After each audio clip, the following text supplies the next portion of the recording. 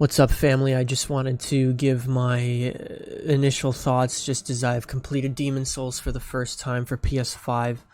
I have not done New Game Plus. I have not platinumed the game, both of which I'm interested in doing. But this is sort of a review slash final thoughts for somebody who recently got a PS5, has only played only one other PS5 game, which is Ratchet & Clank, which was phenomenal. And then now I've beaten Demon Souls for the first time. And right off the bat, I want to say, obviously, the game looks phenomenal. It is smooth. There's like almost no loading. The monsters and everything looks like half of them are gross, obviously, but it's amazing. I did not play the original Demon Souls, but I have played Dark Souls. And I'm also excited for Elden Ring, but anyway, as far as difficulty goes, I played the game blind, meaning I hadn't played it before. I did not use Google, really. I might have Googled like one or two like little things, and I had my friends in chat here and there to help me out a little bit.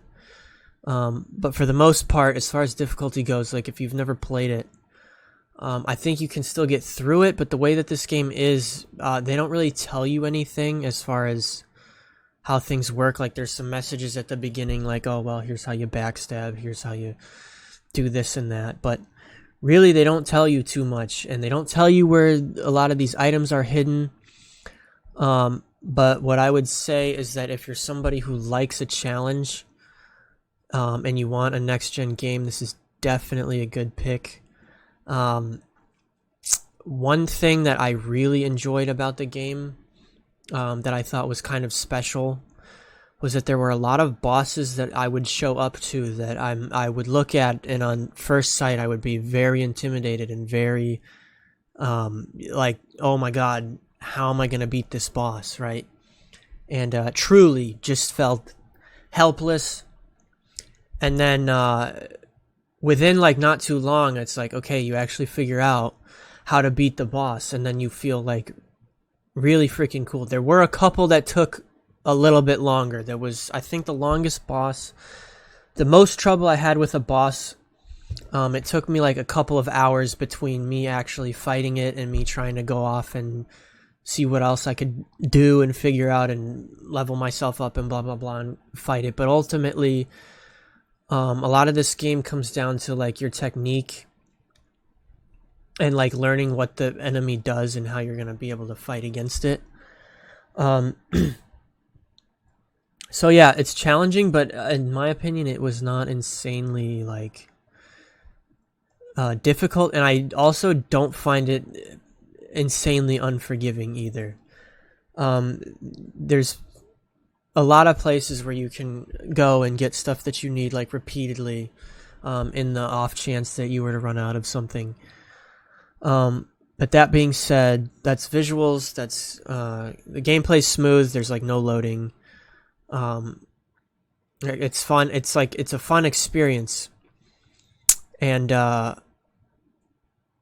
it also has a lot of replay value as well. So that was very there's a lot to it. There's a lot to do, and having beat it the first time, there's a lot that I still don't know. There's plenty of items I don't know where they are.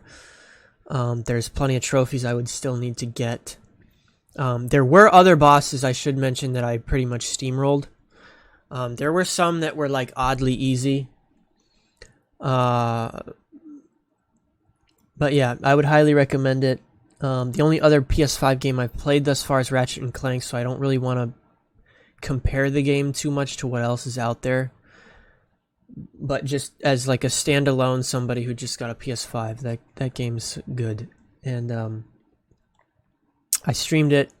I'm putting the boss fights and then some associated material on YouTube just for the sake of eternalizing the story and what happens. So if you want to check that out.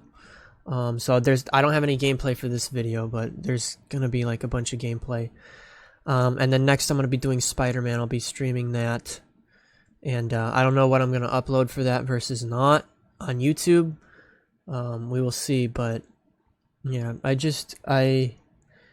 I feel accomplished. The last boss was just, oh my god. I mean, once I figured out how to beat him, he got his cheeks clapped, but he's still like, I really had to figure it out. Every single boss in that game, not every single boss, but most bosses, there's like normally like either a trick or there's some item you can get. Some of the items, like every once in a while, they'll put an item like in front of the boss. Like there was one time I got a thief ring, which made it harder for enemies to find me. And the boss that they put that in front of, I found it to be very helpful. That's just an example, but there's like plenty of stuff you can find in that game, so it really, I think, offers a lot of content that way. But yeah, having played the game, I wanted to make this video to just kind of finalize my thoughts. I feel good, I feel accomplished, and it overall was a rewarding experience. So yeah, if this video helps you decide if that's a game you want to play, cool.